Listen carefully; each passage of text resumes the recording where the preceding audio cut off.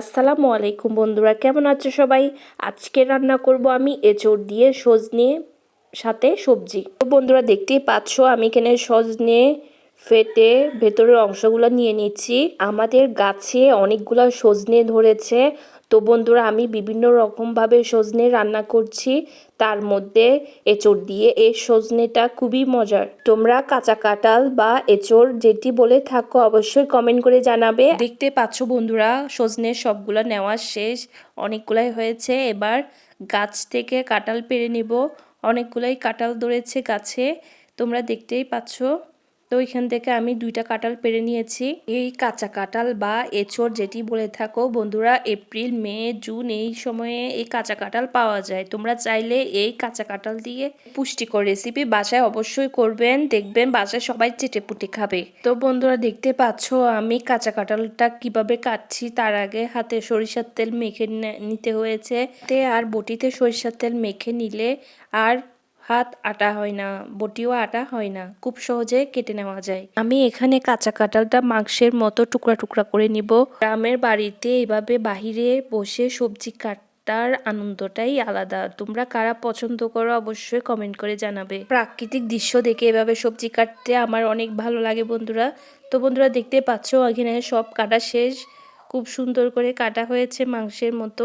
কাঁচা এঁচোড় এভাবে কাটলে এবং রান্না করলে মাংসের মতোই মনে হয়, খেতেও মাংসের মতো মনে হয়, খুবই সফট হয় খেতে।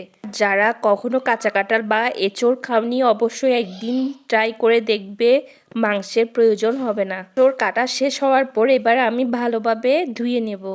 এখানে বাহিরে যেহেতু পানি ছিল আমি ভালোভাবে এঁচোড়গুলা ধুয়ে নিয়েছি। ভাবে এঁচোড়গুলা ধুয়ে নেওয়ার পর একটা বড় হাঁড়িতে নিয়েছি। নেওয়ার পর এবার দিয়ে দিব দেশীয় আলু ছোট ছোট। এই সবজিটিকে চিটাঙের ভাষায় বলা হয় পাচন, যেহেতু 5 রকমের সবজি থাকে তাই। এবার আমি ছোট আলু দেওয়ার পর দিয়ে দিব মিষ্টি কুমড়া আর সজনে ভেতরের অংশগুলা। দেখতে বেশি মনে হলেও রান্না করলে অনেকটাই কমে যাবে। আমি আগে থেকেই 10-15 মিনিট আগে মসুরের ডাল ভিজিয়ে রেখেছিলাম। এগুলো ভালোভাবে ধুয়ে এবার হাঁড়িতে ঢেলে দেব। মসুরের ডাল দিলে এই সবজিটা খেতে যেমন দারুণ হয় আর গ্রেভিও হয়। মসুরের ডাল দেওয়ার পর দিয়ে দিব এখানে পেঁয়াজ কুচি। তো বন্ধুরা আমি এখানে পেঁয়াজ কুচি 4 ভাগের 2 ভাগ দিব আর 2 ভাগ শেষে বেরেস্তার জন্য রেখে দেব। পেঁয়াজ কুচি দেওয়ার পর দিয়ে দিব স্বাদ মতো লবণ। প্রথমে লবণ কম দিলে শেষে যদি লবণের প্রয়োজন হয় তাহলে দেওয়া যায়, আর বেশি দিলে নেওয়া যায় না। তাই বন্ধুরা লবণটা খুব সাবধানেই দিতে হয়। লবণ দেওয়ার পর এবার দিয়ে দিলাম হলুদ গুঁড়ো। হলুদ গুঁড়োর পর দিয়ে দিব মরিচের গুঁড়ো। মরিচের গুঁড়োর পরিমাণটা আমি কমই দিব, কারণ এটা সবজিতে কাঁচা মরিচ দিলেই বেশি মজা হয়। তারপর দিয়ে দিব আদা রসুন বাটা। আদা ও রসুন আমি একসাথে রেখেছিলাম। তারপর দিয়ে দিব ধনিয়ার গুঁড়া। ধনিয়ার গুঁড়া দেওয়ার পর দিয়ে দিব জিরার গুঁড়া।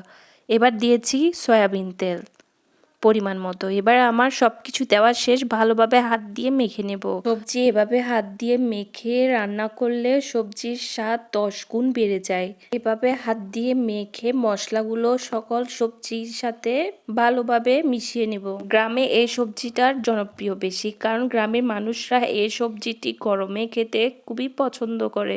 এই সবজিটা তোমরা বাসায় করেছো কিনা এবং খেতে পছন্দ করো কিনা অবশ্যই কমেন্ট করে জানাবে। সবজিটি ভালোভাবে মাখিয়ে নেওয়া শেষ। এবার আমি পরিমাণ মতো পানি দিয়ে দিব যাতে ভালোভাবে সেদ্ধ হয়। আমার মনে হয় এই সবজিটি হাত দিয়ে মেখে এভাবে করে রান্না করলে এই সবজির স্বাদ আরো 10 গুণ বেড়ে যায়। এবার আমি সবজিটি চুলায় বসিয়ে দিয়েছি। বন্ধুরা দেখতে পাচ্ছ দেখতে কি সুন্দর লাগছে, আর খেতে কিন্তু খুবই দারুণ হয়েছে। 20 মিনিট পর পানি শুকিয়ে গেছে, তাই আমি আরো কিছু পরিমাণ পানি দিয়েছি যাতে সবজিগুলো ভালোভাবে সেদ্ধ হয়।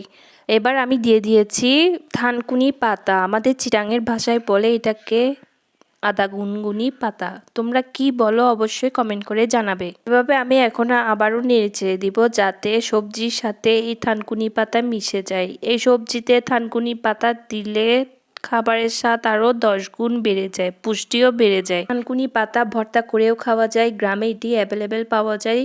তো বন্ধুরা এই সবজিতে থানকুনি পাতায় দেওয়ার চেষ্টা করবে, তাহলে এটার স্বাদ এবং পুষ্টি আরো বেড়ে যাবে। গ্রামের বাড়িতে মায়ের হাতের এই সবজিটি খেতে আমার অনেক পছন্দ। সবজিটি দেখতে অনেক লোভনীয় হয়েছে, খেতে খুবই মজার হয়েছে, মাংসকে হার মানাবে। এবার ঢাকনা দিয়ে দিব। ঢাকনা দেওয়ার পর একটা হাঁড়িতে পরিমাণ মতো তেল দিয়ে পেঁয়াজ কুচি আর রসুন কুচি দিয়ে বেরেস্তা করে নেব। সবজিতে অবশ্যই এভাবে বেরেস্তা করে দিতে হবে, নয়তো সবজির আসল স্বাদ পাওয়া যাবে না। এই বেরেস্তাগুলো আমি বাদামি রঙের করে নেব। এই পাশে রান্না করছি আর জানালার ওই পাশে এই পাখিটি হাঁটছিল। এই পাখিটি আমাদের চিটাঙের ভাষায় বলে থাকি বর্তামনা। তোমরা কি বলো অবশ্যই জানাবে। আমার এই বেরেস্তা হয়ে গেছে, এবার আমি সবজির হাঁড়িতে ঢেলে দেব। আমার রান্না শেষ বন্ধুরা। আমার এই রেসিপি কেমন লেগেছে তোমাদের অবশ্যই কমেন্ট করে জানাবে। আমার চ্যানেলে সাবস্ক্রাইব করে দিবে, লাইক দিবে, কমেন্ট করবে। ধন্যবাদ সবাইকে।